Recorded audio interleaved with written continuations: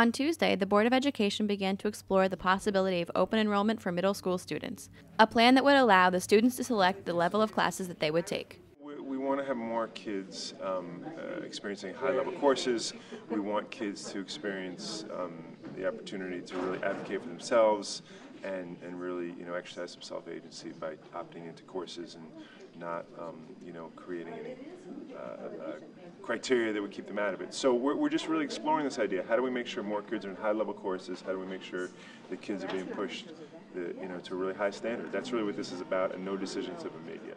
However, at the meeting, board members raised differing views on the issue. Again, this is what we're all working out with the principals and with the Middle School Advisory Council to see how to best implement it, to get parental input, student input, teacher input, guidance counselor, etc. Well, my personal opinion is that I want all students at the highest possible level, and I want to provide all the supports we can for it. But we have to do it in a way that's doable and manageable with the resources that we have and the schedule that we have. So we'll make it happen.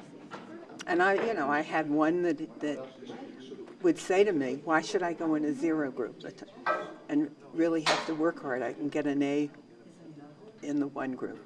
And, I had accepted because I knew that he could do it. But I think for many youngsters that may be. And we have large groups of youngsters who don't have the parental involvement or even understanding of what that is. So, and you can also you can hold back groups too.